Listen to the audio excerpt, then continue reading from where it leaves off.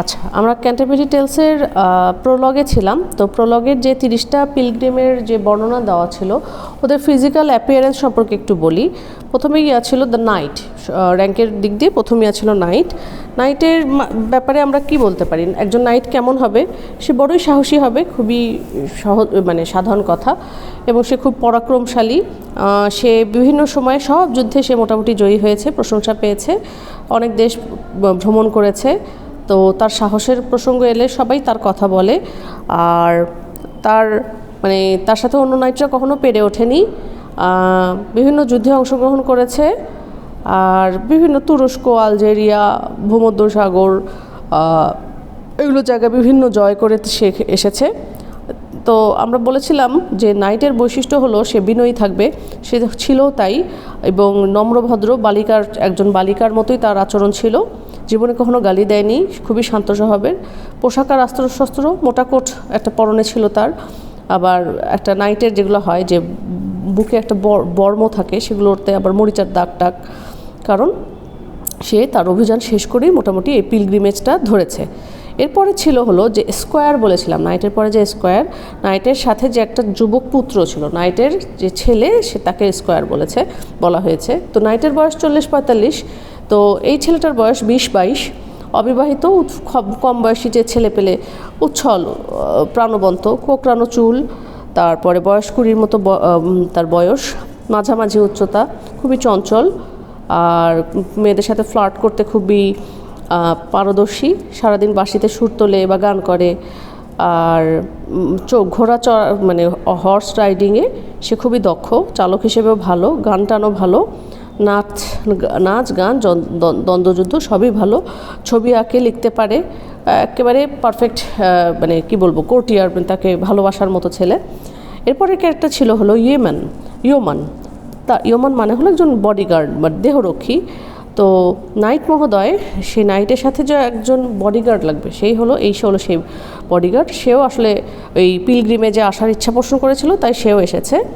আর তার সাথে ছিল হলো সেই লোহার বর্ম, পেটে বেল্ট, যা যা থাকার দরকার সব কিছুই তার ছিল। একেবারে সে প্রিপেয়ার হয়ে এসেছে। সব কিছু প্রিপেয়ার হয়ে আসার পরেও সে পিলগ্রিমেজে অংশগ্রহণ করছে, এই অবস্থায় চলে এসেছে। আর গায়ে রং তামাটে হয়ে গিয়েছে, যেহেতু অনেক যুদ্ধ করে, রোদের নিচে থাকতে হয়। আর এবং তার জিনিসপত্রগুলো একটু আদিবাসী টাইপের।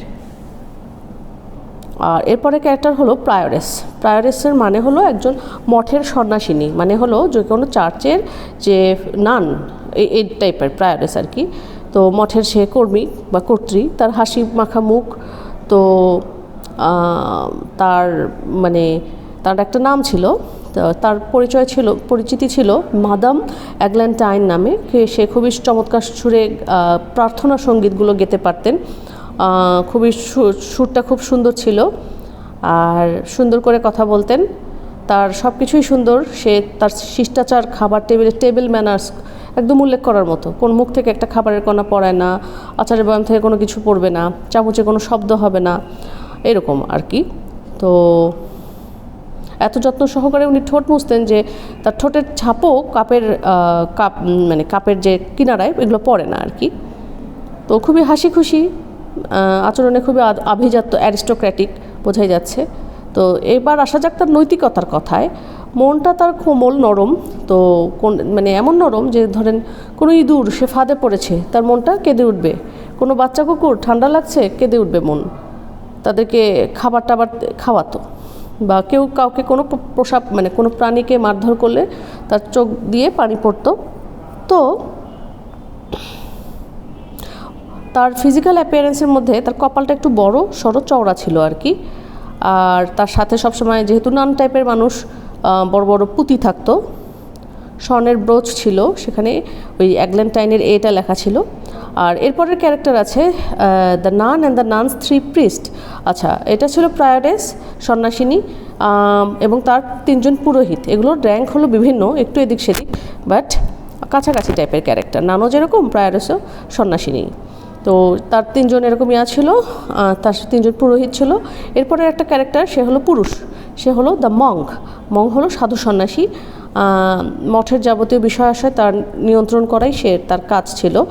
তারপর সে খুব লোকটা মঠের লোক হলেও সে শিকার কর্মে খুব মানে ছিল আর কি, সফল একটা লোক ছিল আর কি।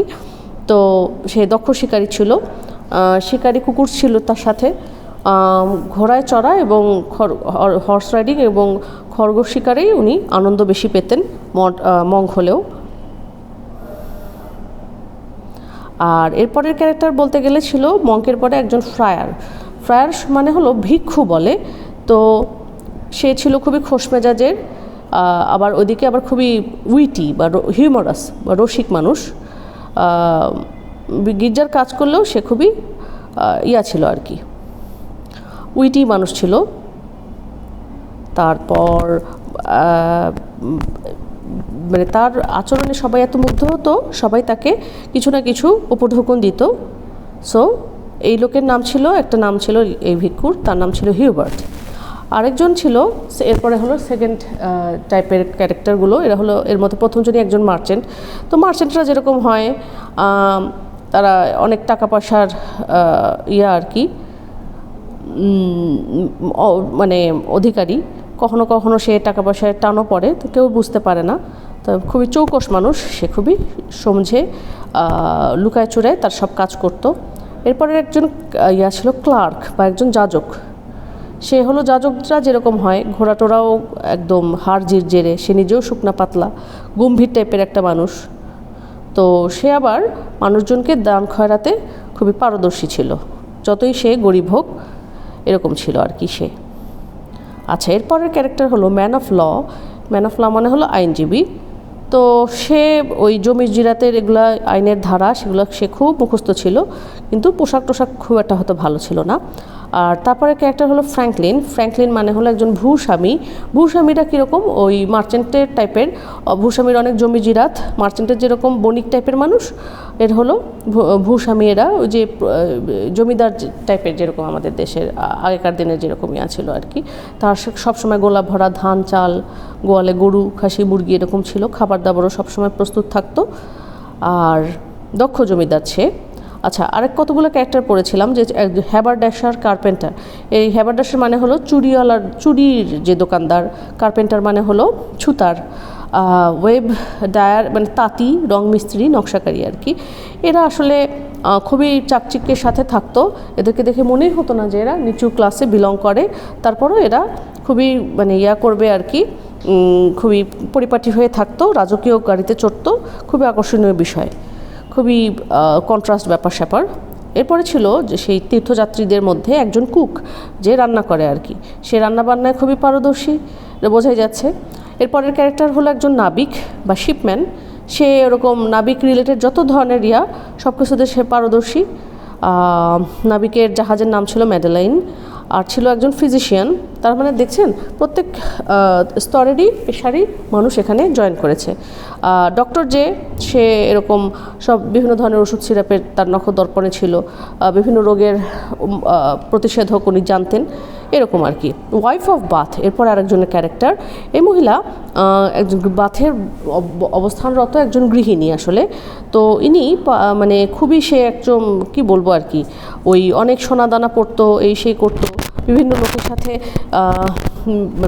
বাচাল প্রকৃতির মহিলা আর কি, জাহাবাজ টাইপের মহিলা, আর কি তামাশা করতে পছন্দ করে, এবং হিচ বা লাভগুরু টাইপের মহিলা।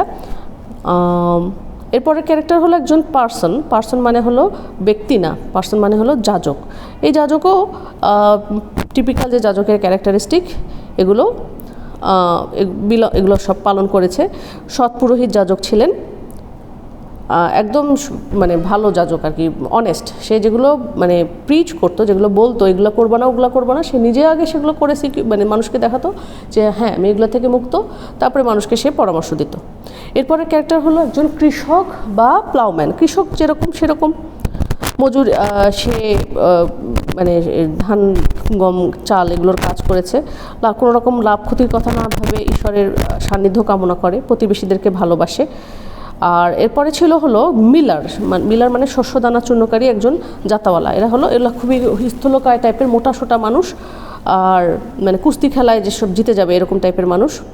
তো সে মানে অশ্লীল কথাবার্তা বললেও সে মোটামুটি মানে চুরি চামারির দিকে আবার সে খুব আর কি, চুরি চামারিতে তার মানে জুড়ি মেলা ভার। তো এই সমস্ত কিছু সত্ত্বেও সে মোটামুটি ভালো মানুষ, পরিপাটি থাকে। এরপরে রিয়া ছিল একজন খাদ্য ভাণ্ডারী বা ম্যানসিপল ছিল হলো সে খুবই দুর্দান্ত চালাক। সে মানে 2 নাম্বারি করে ওজনে কম দিয়ে যাত্রীদের ধোকা দেয়। তো এমনকি এত লোক আছে এই 30 জন পিলগ্রিমেজের মধ্যে, আইনজীবী সবাইকে সে কয়েক বেচা দিয়ে খেতে পারবে আর কি। এরকম ছিল ম্যানসিপলের ক্যারেক্টার। সো ওভারঅল এই হলো এই যে পিলগ্রিমেজে যে যাত্রীরা ছিল তাদের ক্যারেক্টারিস্টিক্স।